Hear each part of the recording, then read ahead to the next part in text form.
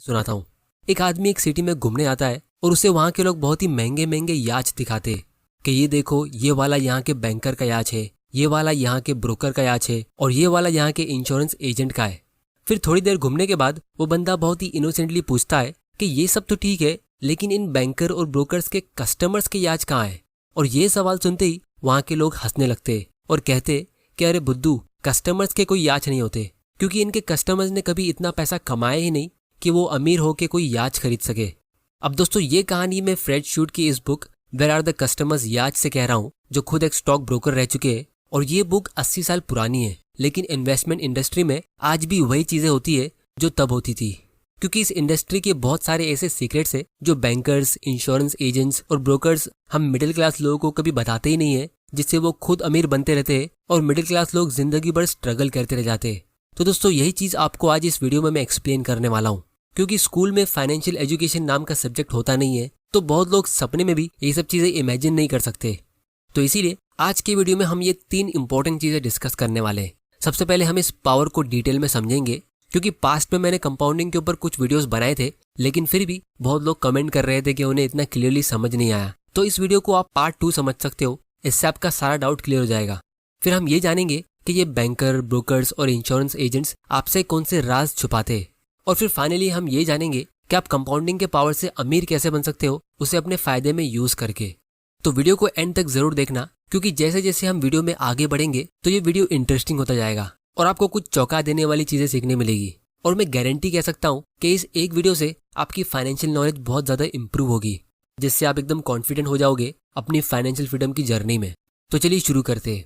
तो दोस्तों, सबसे पहले हम कंपाउंडिंग के कॉन्सेप्ट को शॉर्ट में डिस्कस कर लेते हैं। अब इसका मतलब ये है कि जब आप पैसा इन्वेस्ट करते हो तो आपका पैसा और पैसा कमाता है, और वो जो और पैसा होता है वो और ज्यादा पैसा कमाता है, और इसी तरह ये प्रोसेस काम करता रहता है। अब अगर आपको ये चीज नहीं समझ आई तो मैं इसका एक लाइव एग्जांपल आपको दिखाता हूँ। तो एक क्वेश्चन मैं हमेशा अपने दोस्तों से पूछता हूँ कि अगर आप 10 लाख रुपया किसी स्टॉक में इन्वेस्ट करते हो जो 26% के रेट से ग्रो होता है, तो 30 साल में आपका इन्वेस्टमेंट कितने रुपए का होना चाहिए। तो दोस्तों, मेजॉरिटी लोग ये कैलकुलेशन अपने दिमाग में इतना इजीली कर नहीं पाते, तो मैं उनको एक शॉर्टकट बताता हूँ जिसको हम रूल ऑफ 72 कहते हैं। इसका मतलब ये है कि अगर आप 72 को किसी भी रेट ऑफ इंटरेस्ट से डिवाइड करोगे तो आपको पता चल जाएगा कि कितने साल में आपका पैसा डबल होगा। और फिर इससे आप मैन्युअली अपने दिमाग में ही कैलकुलेशन कर सकते हो कि लॉन्ग टर्म में आपकी वेल्थ कितनी होनी चाहिए। जैसे मान लो अगर आपको एफडी से 7% का इंटरेस्ट मिलता है, अब आजकल तो ये भी नहीं मिलता, लेकिन कैलकुलेशन को सिंपल रखने के लिए हम 7% मान लेते हैं। तो इस हिसाब से आपको 72 को 7 से डिवाइड करना है, तो आपका आंसर आएगा 10, मतलब 10 साल में आपका पैसा डबल होगा।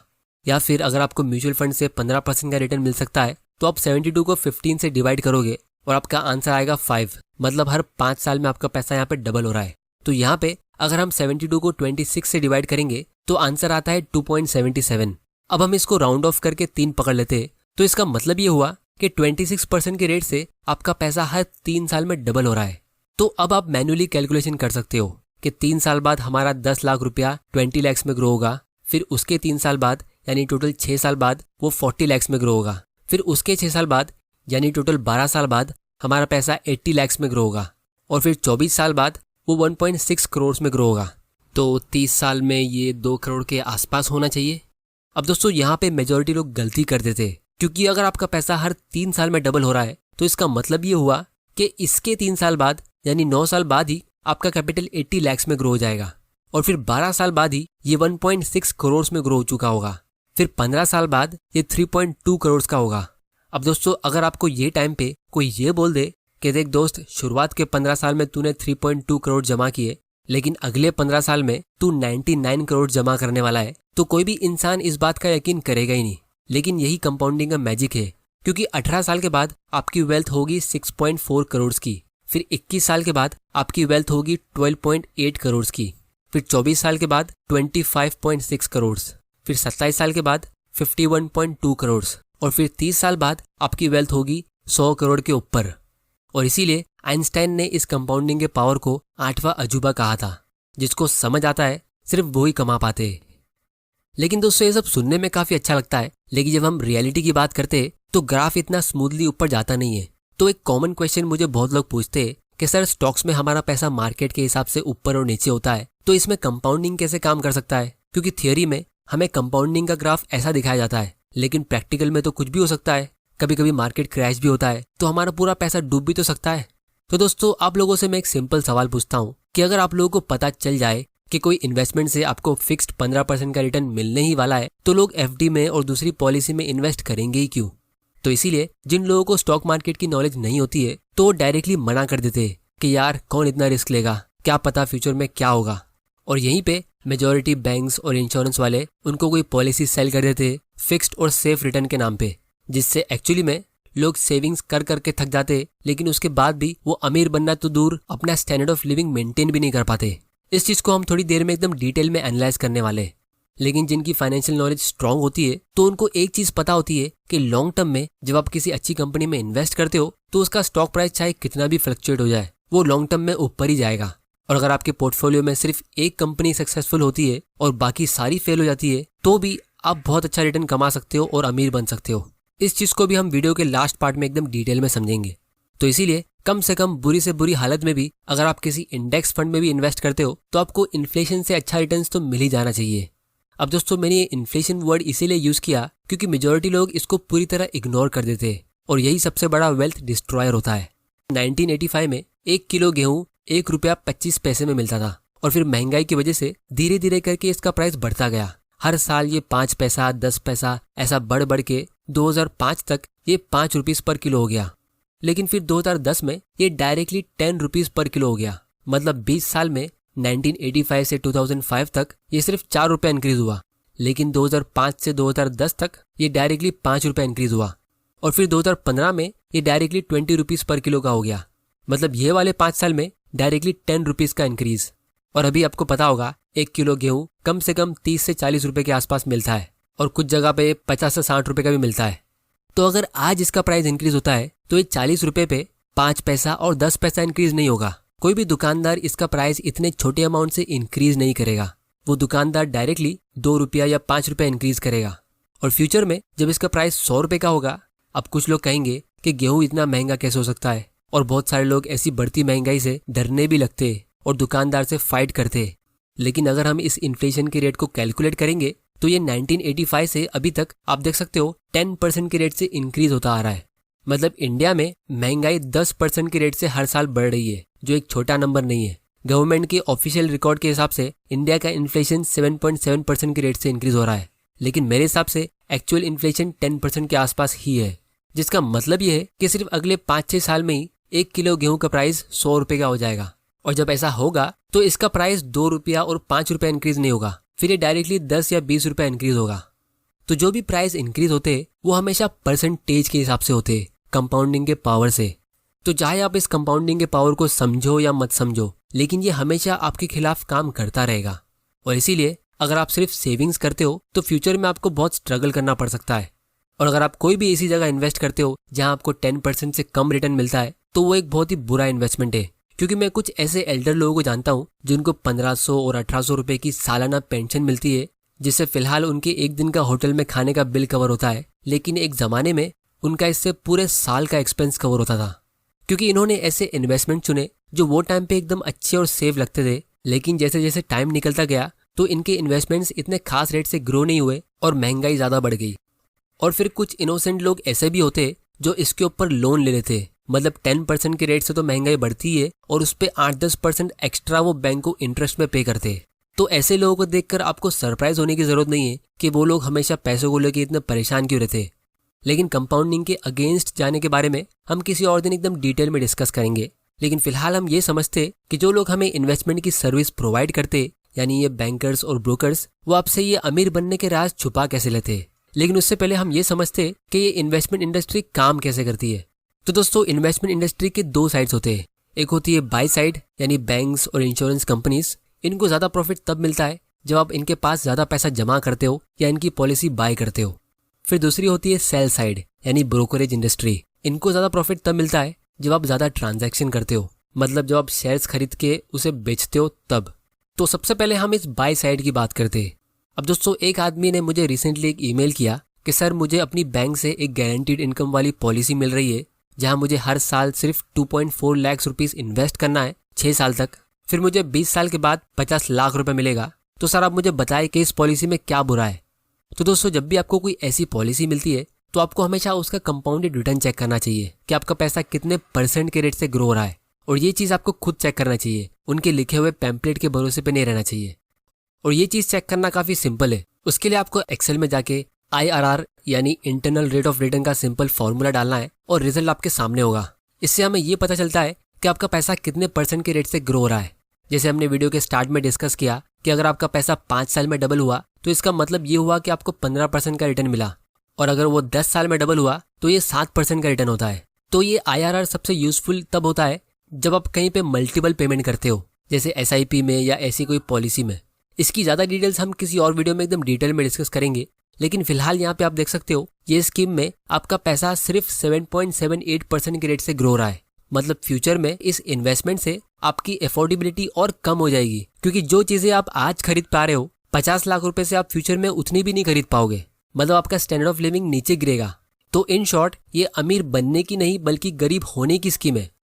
अब दोस्तों अगर आप 50 लाख को देखोगे तो नो डाउट ये एक बहुत ही बड़ा अमाउंट लगेगा और आपको लगेगा कि ये पॉलिसी बहुत अच्छी है, लेकिन आपको ये भी देखना चाहिए कि ये आपको 20 साल बाद मिलेगा।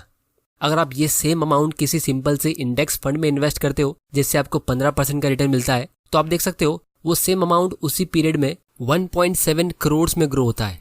और इसीलिए ऐसी पॉलिसीज की काफ़ी ज़्यादा एडवर्टाइजिंग होती है और एजेंट्स को अच्छे कमीशन दिए जाते हैं। और अगर आपको 15% की जगह पर 13% भी रिटर्न मिलता है तो भी आप अच्छी खासी वेल्थ क्रिएट कर लोगे। फिर दोस्तों दूसरे आते हैं सेल साइड वाले यानी ब्रोकर्स। अब दोस्तों जो लोग हिम्मत करके स्टॉक मार्केट में एंटर भी कर लेते हैं तो उनको एक बहुत ही बड़ी प्रॉब्लम का सामना करना पड़ता है, क्योंकि जब भी आप किसी ब्रोकर की सर्विस के लिए साइन अप करते हो तो वो आपको कोई एडिशनल सर्विस फ्री में प्रोवाइड करते हैं। ट्रेडिंग करने के लिए ट्रेनिंग देंगे या मार्केट के अपडेट्स प्रोवाइड करेंगे ईमेल और वीडियोस के थ्रू। और कुछ ब्रोकर्स तो आपको डेली कॉल्स प्रोवाइड करेंगे कि आपको कौन से स्टॉक्स बाय और सेल करने चाहिए। तो लोग खुशी खुशी ये सब चीज़ें एक्सेप्ट कर लेते हैं, क्योंकि फ्री का पैसा किसको पसंद नहीं है। लेकिन जब आप किसी भी सक्सेसफुल इन्वेस्टर की हिस्ट्री पढ़ोगे जिन्होंने एक्चुअली में स्टॉक मार्केट से अच्छा पैसा कमाया है और उनके इंटरव्यूज सुनोगे तो वो हमेशा long term buy and hold ही रेकमेंड करेंगे कि stock market is a device to transfer money from impatient to patient. यानी जो पेशेंटली इन्वेस्ट करेंगे वो पैसा बनाएंगे और जो बार बार बाय एंड सेल करेंगे वो गवाएंगे। लेकिन अगर सब लोग ऐसा पेशेंटली इन्वेस्ट करने लगेंगे तो इन ब्रोकर्स का पैसा बनेगा कैसे? तो इसका मतलब काफी सिंपल है, अगर ब्रोकर आपको अमीर बनने देगा तो वो खुद भूखा मरेगा। तो इस कॉन्फ्लिक्ट ऑफ इंटरेस्ट की वजह से आपको समझ जाना चाहिए कि ब्रोकर्स आपको उनकी फ्री सर्विस में क्या रेकमेंड करेंगे। वो एकदम स्मूथली आपको कोई एक्स्ट्रा सर्विस प्रोवाइड करेंगे, जैसे डेली अलर्ट्स, ईमेल्स, आर्टिकल्स या वीडियोस के थ्रू मार्केट के अपडेट देंगे कि देखो आज मार्केट क्यों ऊपर गया, हमारा एनालिसिस ये है, या ये देखो ये स्टॉक आज ऊपर क्यों गया। और आपको लगेगा कि आप कुछ सीख रहे हो, लेकिन एक्चुअली में ये डेली फ्लक्चुएशन कुछ काम के होते नहीं है। तो जो लोग स्टॉक मार्केट को डिस्कवर कर भी लेते हैं तो उनमें से 99% लोग ट्रेडिंग करते हैं या फिर हमेशा यही पूछते हैं कि कौन सा स्टॉक लेना है और उसे कब बेचना है, क्योंकि ये ब्रोकर्स और टीवी न्यूज चैनल्स सारे न्यू कमर्स का ब्रेन वॉश कर देते हैं कि स्टॉक मार्केट से आप सिर्फ और सिर्फ बाइंग एंड सेलिंग करके ही प्रॉफिट कमा सकते हो। और इसीलिए किसी भी स्टॉक को 10-20 साल के लिए होल्ड करना लोगों को मजाक लगता है। और इसीलिए वही लोग जो पेशेंटली FD में इन्वेस्ट करके 10 साल में अपने पैसे डबल करने का वेट करते, उनको स्टॉक मार्केट से एक ही हफ्ते में पैसा डबल करके चाहिए होता है, क्योंकि उनको लगता है कि यही मार्केट से नॉर्मल एक्सपेक्टेशंस है। और इसीलिए लोग लॉन्ग टर्म के लिए FD और ऐसी पॉलिसी में इन्वेस्ट करते और शॉर्ट टर्म के लिए स्टॉक मार्केट में ट्रेडिंग करते हैं, जिससे इन बाय साइड वालों का भी फायदा होता है और सेल साइड वालों का भी फायदा होता है। जबकि एक्चुअली में वेल्थ क्रिएशन के लिए आपको करना चाहिए इसका उल्टा। आपको शॉर्ट टर्म के लिए बैंक्स और इंश्योरेंस कंपनीज को यूज करना चाहिए और लॉन्ग टर्म के लिए स्टॉक में इन्वेस्ट करना चाहिए। तो इसीलिए अब हम इस वीडियो के सबसे इंटरेस्टिंग पार्ट की तरफ आते हैं और ये समझते हैं कि आप इस कंपाउंडिंग के पावर को यूज कैसे कर सकते हो अमीर बनने के लिए। तो दोस्तों एक क्वेश्चन मुझे बहुत लोग पूछते हैं कि सर हम स्टॉक्स में इन्वेस्ट तो कर लेंगे, लेकिन बहुत सारी कंपनीज ऐसी भी होती है जो पूरी तरह कंगाल हो जाती है, जैसे सुज़लोन एनर्जी, जेट एयरवेज या वोडाफोन जैसी कंपनीज में अगर हम इन्वेस्ट कर ले तो हमारे पूरे पैसे डूब जाएंगे। तो इसमें कंपाउंडिंग होगी ही कैसे? तो दोस्तों आप लोगों के लिए मैं यहाँ पे एकदम एक्सट्रीम केस सिनेरियो लेता हूँ कि मान लो आप 6 कंपनीज का पोर्टफोलियो बनाते हो और आप सब में इक्वल अमाउंट इन्वेस्ट करते हो, जैसे 1-1 लाख रुपया लॉन्ग टर्म के लिए, मतलब आप 6 लाख इन्वेस्ट करते हो। और फिर हम मान लेते हैं कि आपका डिसीजन मेकिंग इतना खराब निकला कि 6 में से 5 कंपनीज बर्बाद हो जाती है और सिर्फ एक कंपनी सर्वाइव करती है। और ये एक कंपनी भी इतनी ज़्यादा सक्सेसफुल भी नहीं होती है कि आपको 25 से 30% का रिटर्न दे दे, ये बस आपको 20% का रिटर्न देती है। तो भी आपके 6 लाख के इन्वेस्टमेंट पे यानी इस पोर्टफोलियो का ये 13% का रिटर्न होता है। और अगर आपकी 6 में से 3 कंपनी सर्वाइव करती है और वही 20% के रेट से ग्रो होती है तो आपके पोर्टफोलियो का रिटर्न 17% का होता है। मतलब आपके 50% डिसीजन रॉन्ग होने के बाद भी आप अच्छा खासा प्रॉफिट कमा लोगे, जो कोई भी एफडी, वेल्थ सेविंग प्लान और म्यूचुअल फंड से काफी ज्यादा अच्छा होगा। तो इन्वेस्टिंग ही एक ऐसी फील्ड है जहां आप गलत होने के बाद भी बहुत सारा पैसा कमा सकते हो। बस आपको ये पता होना चाहिए कि आपको गलती करनी कहाँ है, क्योंकि जब आपका लॉस होता है तो आपका लॉस उतना ही होगा जितना आपने इन्वेस्ट किया था। मतलब पहले वाले केस में 6 में से 5 स्टॉक फेल हुए थे तो आपका सिर्फ 5 लाख रुपए का लॉस होगा। लेकिन जब आपकी कंपनी ग्रो होती है तो उससे आप कंपाउंडिंग से अनलिमिटेड प्रॉफिट कमा सकते हो, जैसे 50 गुना, 100 गुना या 200 गुना भी, जो बाकी सारे लॉस को रिकवर कर लेता है। और दोस्तों ये भी हो सकता है कि कुछ कंपनीज और अच्छे रेट से ग्रो हो जाए, जैसे 25 या 30% के रेट से, या आपकी सारी कंपनीज अच्छा परफॉर्म करे, तब तो आपकी वेल्थ और ज़्यादा स्पीड में ग्रो होगी। क्योंकि यहाँ पे मैं आपको येस बैंक और वोडाफोन जैसी कंपनी में इन्वेस्ट करने की बात नहीं कर रहा हूँ। अगर आप थोड़ी सी रिसर्च करके और कॉमन सेंस यूज करके अच्छी कंपनीज पिक करते हो तो 6 में से 5 कंपनीज अच्छा परफॉर्म करेगी। लेकिन अगर आप पूरा यूट्यूब और सोशल मीडिया ब्राउज कर लोगे तो भी आपको इन चीज़ों के बारे में कोई बताएगा नहीं। सब यही बोलेंगे कि आपको कौन सा स्टॉक लेना है और उसे कब बेचना है। जैसे राकेश झुनझुनवाला ने कौन सा स्टॉक बाई किया और कौन सा सेल किया, सब यही पता लगाने की कोशिश करते हैं। लेकिन उनकी वेल्थ का सबसे बड़ा हिस्सा लॉन्ग टर्म इन्वेस्टिंग से आया है। उन्होंने टाइटन कंपनी में 2003 में इन्वेस्ट किया था जब इसका प्राइस 3 रुपए का था। ये चीज़ आप सबने सुनी होगी। और आज इस कंपनी का शेयर प्राइस 2000 रुपए के भी ऊपर है। तो ये उनके इन्वेस्टमेंट पे 800 गुना रिटर्न होता है। लेकिन सबसे इंटरेस्टिंग बात यह है कि ये स्टॉक आज एक दिन में 2.5% ऊपर गया है, मतलब 60 रुपीज ऊपर गया है। तो शॉर्ट टर्म में अगर आप दुनिया की सबसे बेस्ट ट्रेडिंग टेक्निक से 3 रुपए को 60 रुपए में ग्रो करना चाहोगे पूरे 1 साल में भी, तो भी आप नहीं कर पाओगे। लेकिन यहाँ पे ये 20 गुना ग्रो हुआ है सिर्फ एक दिन में। तो दोस्तों यही सीक्रेट है कंपाउंडिंग का स्टॉक मार्केट में। जो इसे समझता है वो इसका फायदा उठाता है, और जो इसे नहीं समझते वो जिंदगी भर इसे पे करते रहते हैं।